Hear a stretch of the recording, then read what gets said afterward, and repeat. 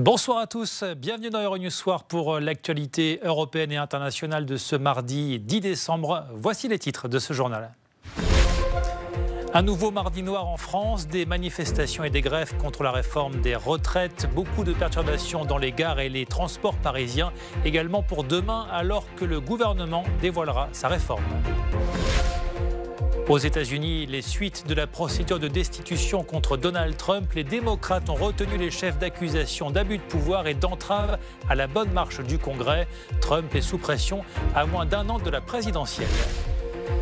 Aung San Suu Kyi devant la Cour internationale de justice à La Haye. Sur la défensive, la dirigeante birmane a toutefois appelé à cesser le génocide des Rohingyas, cette minorité musulmane persécutée. C'est notre reportage du jour. Enfin, la prochaine mission lunaire des États-Unis se précise. Le premier étage de la fusée qui transportera les astronautes américains est terminé. La mission est prévue pour 2024. Bienvenue, ce mardi était donc une nouvelle journée de manifestations et de grèves en France contre la réforme des retraites que le gouvernement doit dévoiler en détail demain. Des rassemblements un peu partout et des perturbations dans les transports, mais la mobilisation était moins importante que jeudi dernier. Cécile Sauzet. Cortège un peu plus clairsemé, mais slogan peaufiné. En France, le projet du haut-commissaire aux retraites génère sa seconde vague de manifestations en une semaine. Tous point levé contre le système à points. Ultime coup de pression à la veille de nouvelles annonces du gouvernement. Après, si demain le Premier ministre nous annonce que finalement il a bien réfléchi avec le Président de la République et qu'il non seulement il retire le projet, mais qu'en plus nous travaillons sérieusement pour améliorer notre système actuel, il n'y a aucune raison que la grève continue. Enseignants, étudiants, travailleurs des transports, y compris le plus connu d'entre eux. 39 000 personnes ont défilé à Paris, selon la préfecture. Pour nous, c'est évident que ça va être un recul pour tous les travailleurs. On va y perdre énormément d'argent. C'est une attaque de plus du gouvernement contre les salariés, contre les travailleurs. On est vraiment dans une inquiétude très forte de la précarisation, à la fois du métier, mais aussi de la sortie du métier. C'est-à-dire qu'on va arriver après 43 ans de métier, finalement on va continuer à bosser à côté parce qu'on aura des salaires de misère. Les chiffres officiels annoncent 340 000 manifestants dans une cinquantaine de villes, soit 2 fois moins que le 5 décembre. La semaine dernière, de nombreuses marches avaient été émaillées de violences sporadiques, mais ce n'est pas le cas cette fois. Seuls quelques échauffourées, comme ici à Lille, dans le Nord.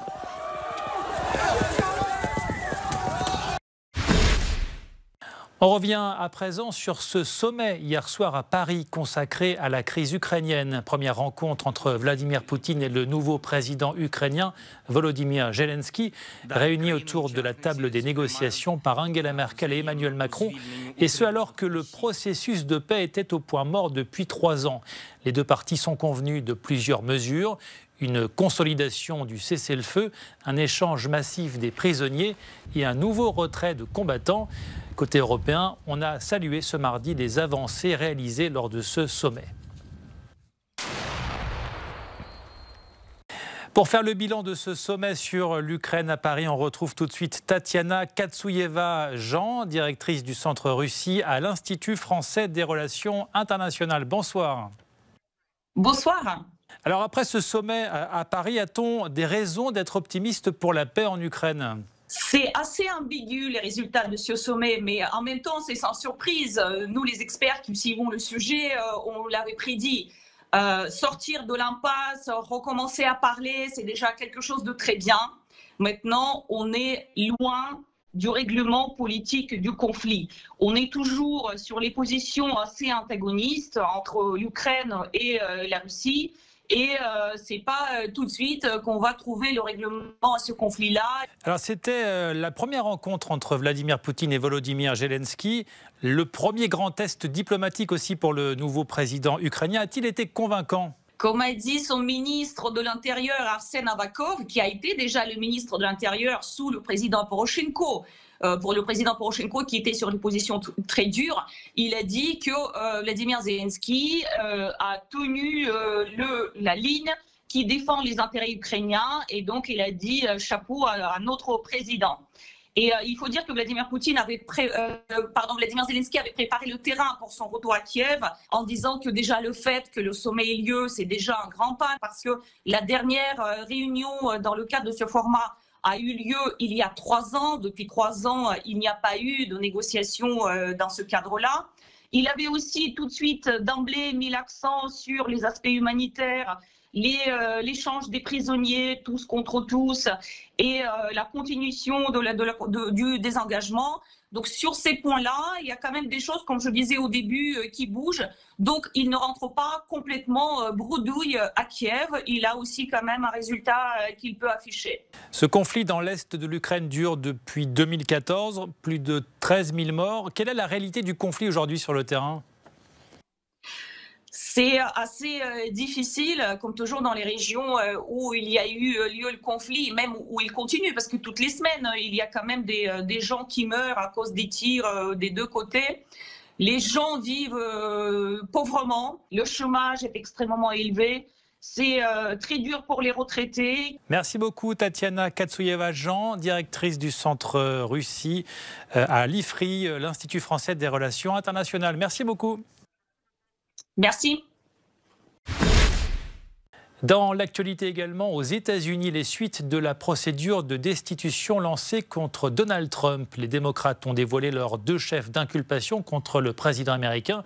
Si ce dernier a peu de chances d'être destitué, l'objectif de l'opposition est surtout de déstabiliser Trump dans la perspective de la présidentielle dans moins d'1 an. On fait le point. Fumée blanche à Washington. Ce mardi, les représentants démocrates lèvent le suspense. Si Donald Trump est destitué un jour, ce sera pour abus de pouvoir et entrave à la bonne marche du Congrès. Depuis 2 mois, la Commission des affaires judiciaires a enquêté, vérifié, interrogé les juristes de tous bords à la recherche des chefs d'accusation adéquats. Les républicains parlent de chasse aux sorcières, quand les démocrates, eux, accusent le président américain d'avoir fait pression sur le gouvernement ukrainien pour enquêter sur Joe Biden, bien placé pour la présidentielle de 2020. Pour tous les membres du comité, tous les membres de la Chambre des représentants et tous mes concitoyens, je souhaite être très clair. L'intégrité de notre prochaine élection est en jeu. Il n'y a rien de plus urgent. Depuis que le scandale a éclaté, Donald Trump a refusé de participer à l'enquête. C'est déshonorant pour notre pays. C'est une farce et ça ne devrait plus jamais arriver. La Chambre étant à majorité démocrate, la procédure d'impeachment devrait être votée avant Noël. Mais pour réussir à déchoir le président, il va falloir convaincre le Sénat républicain qui fait bloc autour de lui. La dirigeante birmane Aung San Suu Kyi s'est présentée aujourd'hui devant la Cour internationale de justice alors que son pays est mis en cause pour les massacres et persécutions contre la minorité musulmane des Rohingyas. L'image de l'ancienne lauréate du Nobel de la paix a été ternie depuis qu'elle a pris la défense des généraux de l'armée birmane. Et ce mardi à La Haye, Aung San Suu Kyi a appelé à cesser le génocide Rohingya. Depuis 2 ans, des centaines de milliers de Rohingyas ont fui la Birmanie pour échapper aux persécutions. C'est notre reportage du jour de Monica Pina avec Sandrine Delorme. En août 2017, après des attaques de la rébellion Rohingya contre des postes de police dans l'État Rakhine, les forces armées birmanes ripostent et lancent alors ce qui s'avérera être une campagne de nettoyage ethnique. Les soldats ont brûlé la maison de mon père et mes parents étaient à l'intérieur quand ils ont mis le feu. Ils ont brûlé vifs. Les militaires leur ont tout pris. 740 000 Rohingyas ont pu échapper aux militaires birmans en fuyant vers le Bangladesh, pays frontalier mais très pauvre. Ce fut le plus grand déplacement de population de l'histoire en un temps record. Nous nous sommes rendus à Kutupalong, le plus grand camp de réfugiés du sud-est du Bangladesh. Plus de 600 000 personnes vivent encore ici, tous en voie d'obtention de papiers d'identité, eux que la junte birmane avait condamnés à être apatrides. Et ils témoignent des horreurs vécues. Les militaires sont venus chez nous, ils ont pris mon mari. J'étais enceinte. Ce soir-là, ils sont venus pour moi aussi. Ils m'ont emmenée et 5 ou 6 soldats m'ont violée.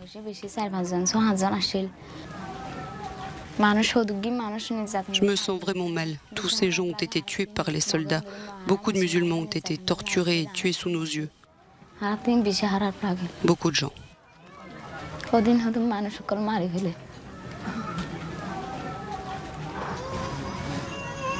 Nous avons rencontré Mohamed dans un camp de fortune à Leda. Il a perdu 5 membres de sa famille, ses 2 filles, ses frères et ses sœurs. J'ai vu beaucoup d'horreurs se produire sous mes yeux. J'ai vu des viols en Réunion, des enfants tués parce que jetés dans le feu. Mon village a été brûlé.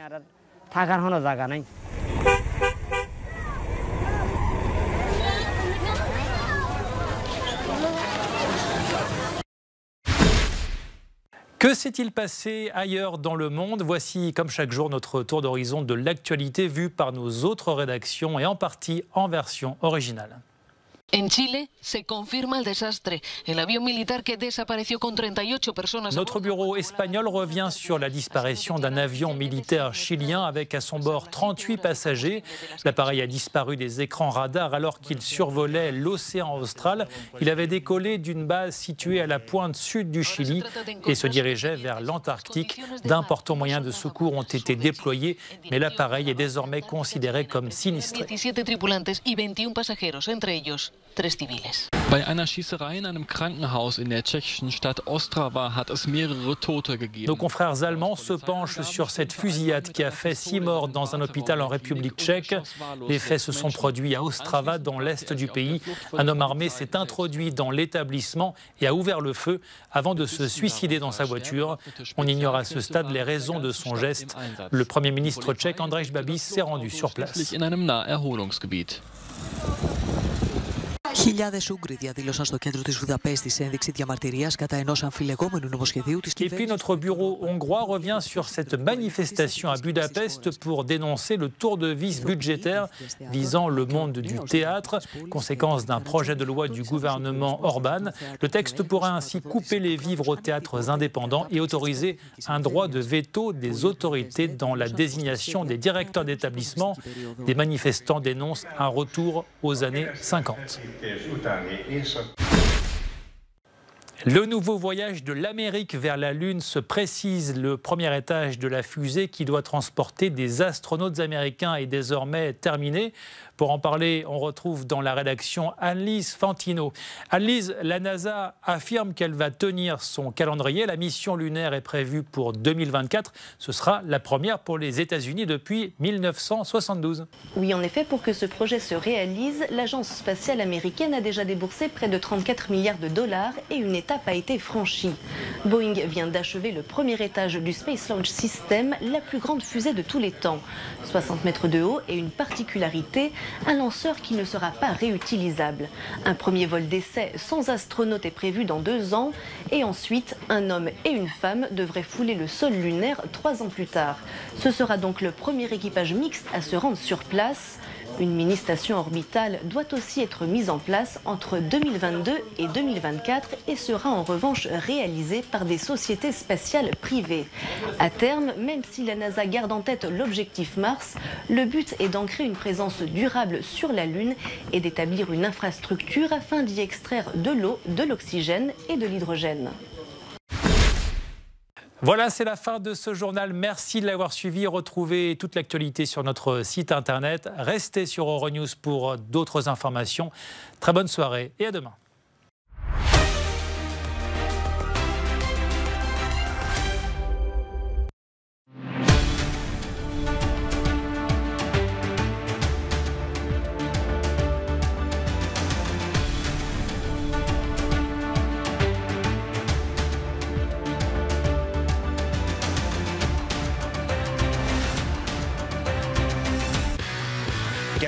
Découvrez